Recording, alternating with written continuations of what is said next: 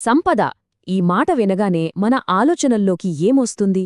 బంగారం, డబ్బు, పెద్ద పెద్ద ఇల్లు, కార్లు, కరెక్టే కదా. కాని అసలు సిసలైన సంపద అంటే ఇవి కాదని ఒక ప్రాచీన గ్రంథం చెబుతోంది. అదే శ్రీసూక్తం. మరి ఆ ప్రాచీన వివేకం అసలు సంపద గురించి ఏం చెబుతోందో మనందరం కలిసి తెలుసుకుందాం. ప్రాచీన వైదిక జ్ఞానం ప్రకారం చూస్తే ఈ మొత్తం విశ్వం ఒక రకంగా చెప్పాలంటే రెండు శక్తుల మధ్య జరిగే ఒక ఆటలాంటిదన్మాట. ఒకవైపు శ్రీ అంటే కాంతి, సమృద్ధి అన్నీ ఉన్న స్థితి. దీనికి పూర్తిగా వ్యతిరేకం మరోవైపు అలక్ష్మి అంటే చీకటి, లేమి, ఏదీ లేని స్థితి. సరే, ఇప్పుడు మనం నిజమైన సమృద్ధి గురించి తెలుసుకోవాలి అనుకుంటున్నాం కదా. దాన్ని అర్థం చేసుకోవాలంటే ముందు మనం దాని వ్యతిరేకమైన లేమి అంటే ఏంటో తెలుసుకోవాలి. వేదాల్లో దీన్నే అలక్ష్మి అంటారు. అంటే అన్ని రకాల దరిద్రాలకు, కష్టాలకు ఇదే మూలం అని చెప్తారు. అయితే ఇక్కడ ఒక ముఖ్యమైన విషయముంది. అలక్ష్మి అంటే కేవలం డబ్బు లేకపోవడం, బయట కనిపించే పేదరికం మాత్రమే కాదు. అసలు విషయం అది కాదు. అది మన లోపలుండే ఒక మానసిక స్థితి, అజ్ఞానంతో, అపవిత్రతతో నిండిపోయిన ఒక అంతర్గత పరిస్థితి అన్నమాట. వందల వేల ఏళ్ల నాటి ఈ కాన్సెప్ట్ మన ఇప్పటి ఆధునిక ప్రపంచంలో ఉన్న ఒక పెద్ద సమస్యకు అద్దం పడుతుంది. ఏంటది? అదే ఎప్పటికీ తీరని ఆ ఆకలి. ఇంకా కావాలి, ఇంకా కావాలి అనే ఒక తపన. చూడండి, ఈ వాక్యం ఎంత లోతైనదో. మనిషి మనసు వస్తువుల కోసం మరింత ఆకలితో, దాహంతో అల్లాడిపోతోంది. అంటే మన లోపలున్న ఆ లేమి అనే ఫీలింగే బయట వస్తువుల మీదకు ఒక తీరని కోరికలా మారుతోందన్నమాట. అందుకే కదా మనమెప్పుడు దేనికోసమో వెతుకుతూ, పరుగెడుతూనే ఉంటాం. సరే, ఈ తీరని ఆకలి, దాహం వల్ల ఏమవుతుంది? చివరికి అది ఇలాంటి వాటికే దారితీస్తుంది. అనవసరమైన ఖర్చులు పెట్టడం, అవసరం లేకపోయినా వస్తువులు కొని ఇంట్లో పడేయడం, రేపు ఏమైపోతుందోనని ఎప్పుడూ కంగారు పడటం. ఇవన్నీ ఏంటి? మన లోపల ఉన్న ఆ శూన్యతకు, ఆ లేమికి గుర్తులు తప్ప మరేమీ కాదు. మరి దీనికి పరిష్కారం లేదా? ఈ లేమి అనే స్టేజ్ నుండి బయటపడటమెలా? ఆ ప్రాచీన గ్రంథం ఒక అద్భుతమైన మార్గాన్ని చూపిస్తోంది. అదేంటంటే మన జీవితంలోకి ఒక దివ్యమైన శక్తిని ఆహ్వానించడం, ఆ చీకటిని తరిమికొట్టి వెలుగును నింపే శక్తిని. ఆ మార్గమే, ఆ సాధనమే శ్రీ సూక్తం. ఇది కేవలం ఒక శ్లోకం కాదు, మన జీవితంలోకి కాంతిని, నిజమైన సమృద్ధిని తీసుకురావడానికి ఉద్దేశించిన ఒక పవర్ఫుల్ వైదిక ఆవాహన. ఇక్కడ మనం చాలా జాగ్రత్తగా ఒక విషయాన్ని అర్థం చేసుకోవాలి.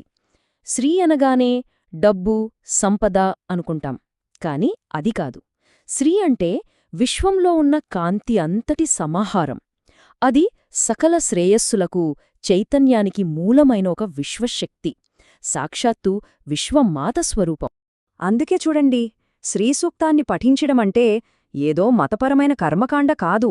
అది ఒక కాన్షియస్ యాక్ట్. మనసుని ఏమీ లేదు అనే ఫీలింగ్ నుంచి అన్నీ ఉన్నాయి అనే సమృద్ధి వైపు, ఆ కాంతి వైపు తీసుకువెళ్లే ఒక గొప్ప ప్రయత్నం. సరే, అంతా బావుంది. మరి ఈ పాజిటివ్ ఎనర్జీని, ఈ శ్రీని మన జీవితంలోకి ఎలా తీసుకురావాలి? దానికి కొన్ని ప్రాక్టికల్ స్టెప్స్ కూడా ఉన్నాయి. అయితే ఇదంతా ఏదో మ్యాజిక్ లాగా జరిగిపోదు.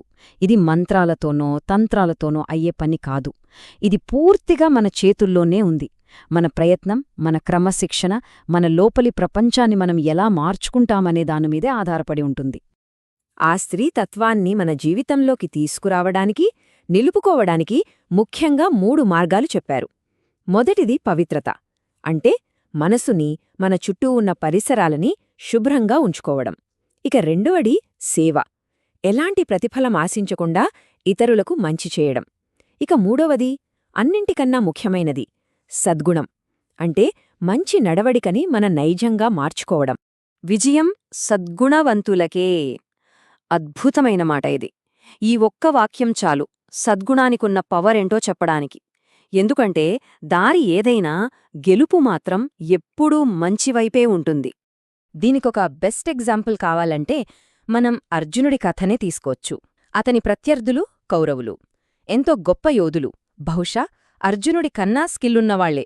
అయినా సరే అర్జునుడి వైపున్న సద్గుణం ఆ ధర్మమే అతనికి దైవిక సహాయాన్ని తెచ్చిపెట్టింది, విజయాన్ని అందించింది. అంటే చూడండి, ఒక్కోసారి సద్గుణమనేది స్కిల్ కన్నా గొప్పది అని అర్థమవుతోంది. సరే, ఇప్పుడు మనం దాదాపుగా ఈ చర్చ చివరికి వచ్చేశాం. ఇక్కడికి వచ్చాక సంపద గురించి, స్థిరత్వం గురించి మనకున్న ఆలోచనలని ఒక్కసారి మళ్ళీ ప్రశ్నించుకోవాలి. మనం గొప్పవి అనుకునే డబ్బు, అధికారం, ఆస్తులు ఇవేవీ శాశ్వతం కాదు. ఒక రాత్రిలో చక్రవర్తులు బిచ్చగాళ్లవ్వొచ్చు, బిచ్చగాళ్లు చక్రవర్తులవ్వొచ్చు.